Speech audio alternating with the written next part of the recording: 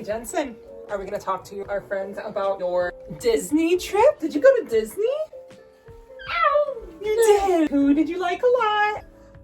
Did you like Pooh? Give kisses!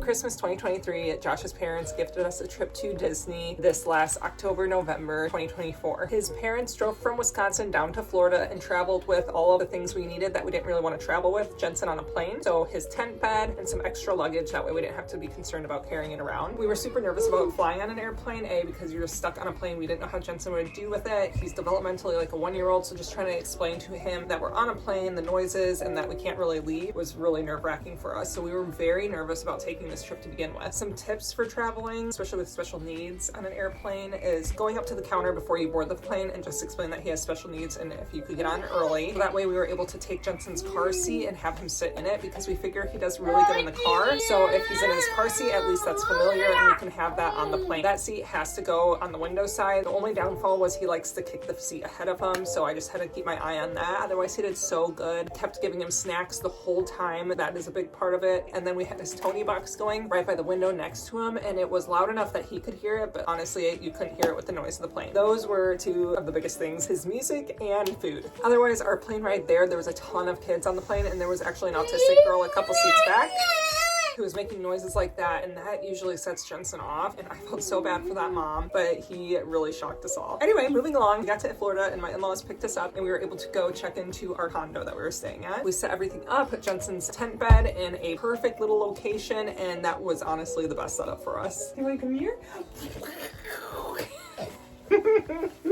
What else? So then we went to downtown Disney Springs. There was the Irish singers and you were dancing by the stage, and they said, "Let's give a hand to this guy." And the whole restaurant clapped for Jensen's dancing.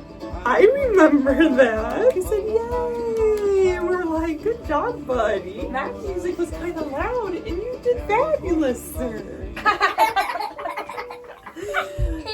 So I can cover some of these things in a different video for Disney, but before we left, we signed up for the DAS Pass, which you just need to make sure you have time to sit there and wait to talk to a cast member. First time we tried to get online, I got through right away. However, we needed the person that booked our trip to be there. So Josh's mom was the one that booked the trip. We had to call back a different day when we were with her. That time it did take us quite a while to get through to someone. After that, the process was fairly simple. We just had to explain what kind of disease Jensen had, just things that are his triggers, and then they decide if you're qualified for this DAS Pass. How the DAS Pass works, and I'll go through this on a different video, but essentially you're in a virtual waiting line, so we don't have to stand in line with everyone else for hours, because he would not do well in that situation. Instead, we just have a time to come back to, and it's like a lightning lane where we're able to scan our little Disney bands and only have to wait a short amount of time. That was a lifesaver, as well as going get a wheelchair access for our stroller so that we could take our stroller into line with us, because Jensen, again, would not do well just having to walk everywhere. Also, we use that to feed him. It's comfortable for him. He knows that environment. There's some restaurants you could not take a stroller in, but we were able to because it was clarified as a wheelchair. The majority of the time, I'd go to a park really early in the morning, then we'd come back to our condo, try to get Jensen to take a nap, even though what we found was that he was starting to just nap in his stroller anytime we were at the park. So then we would go back to the hotel, take a break, go to the pool, do something that Jensen really loves, get some energy out, and then go back to a park for dinner.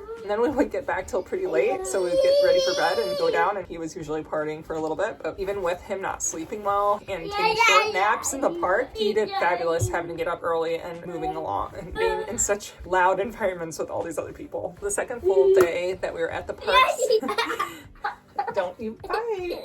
Hi. The second day at the parks, we did have a meltdown. Jensen got very aggressive, and it was only because he was really tired. So again, we luckily had that DAS Pass. We were just about to get in line, the fast track line, and he started getting really aggressive. They got us on the ride, and then right after that, Jensen went to sleep. So he was just clearly really tired. Otherwise, our very last day, we decided to buy an extra ticket to go to the parks one more day to finish up some rides and things that we didn't get to do with Jensen. And there was a train whistle that was actually so loud that it made me jump, and that really just set Jensen off. He was also just not really feeling his best that day. So we were able to go to Magic Kingdom, and hey, that hurts mom. That hurts mom. Jensen. Ouch, Jensen, no. Oh my gosh. You guys are trying to figure that out. he's like really excitable. This used to only happen when he was super excited or like just in pain, or he pinches and bites and scratches. Recently, he's doing it like all the time. We've tried gentle parenting, we've tried raising our voice, we've tried different things, and he just laughs. Doesn't feel great. Anyway, pro tip, at every Disney park there is a first aid station, and they have adult changing tables there, and they just also have a quiet space to escape. So like for Jensen, the train whistle was so loud that he was just very overstimulated at that point. We could not calm him down, so we were able to check in there, and he just chilled, and we were able to go back to our day, and we got some amazing pictures and had a great time. Otherwise, the rides, which was so much fun, and Jensen really enjoyed Dumbo. Anything with hydraulics and just the feeling of the wind and water. Like Dumbo, you're not getting wet, but there's water right next to it, so Jensen really liked listening to that. He didn't really care for the roller coasters, but that's something we can always try next year. Otherwise, there's Moana Land and Epcot, which is like spray pads, different water effects, they make noise. Obviously, Jensen loved that. He was drenched. I'm so glad I had an extra pair of clothes for him because that was by far his favorite thing. One of my favorite things to meet greets with the characters, which is not typically my thing. So we went to Anna and Elsa first, and they were describing the jewels on their dresses and how Anna's was more velvety than her sister's, who had sparkles. Jensen was giving them hugs, and I just had learned after that when we went to Mickey that I prefer the characters that can't really talk back to you and have all that extra padding on them, because he likes to bite when he's happy. Oh, hey, you gonna help? Are you gonna help Mama? So I was always on edge that he was gonna like bite the characters, so I was really nervous about that. When we saw Mickey, Jensen bit Mickey's nose and dented his nose for a second. I was like, oh, but obviously he's not causing pain to anyone. No, hey. That's not nice, we don't bite.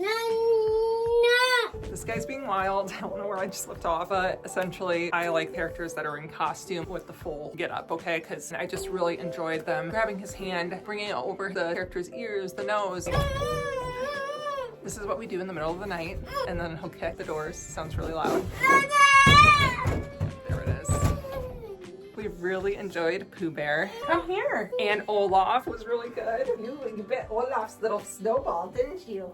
Wasn't nice. But we love the up characters. So we saw, we got to meet Russell and Doug, and one of the cast members, as Russell was guiding Jensen's hand over his scarf and badges, was describing everything to Jensen, and they took their time, and it was so amazing. Visually, when you see something, you see the whole thing. You see everything, and then you break it down into details. For a blind person, you have to interpret individual pieces to put together an object. Or a Boy Scout Russell.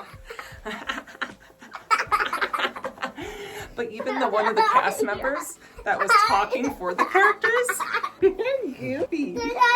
Yeah, Goofy. They, instead of like getting us to keep going, they were like, oh, look over here. They had some props with a wagon with Doug's tennis balls and a squeaky toy and a water bottle, and they were letting Jensen go over and feel all those things. So they encouraged even more interaction with him, which was just a whole amazing thing. And that was just made my heart so full. To wrap this up, because he's getting crazy and I'm getting hot, I have never...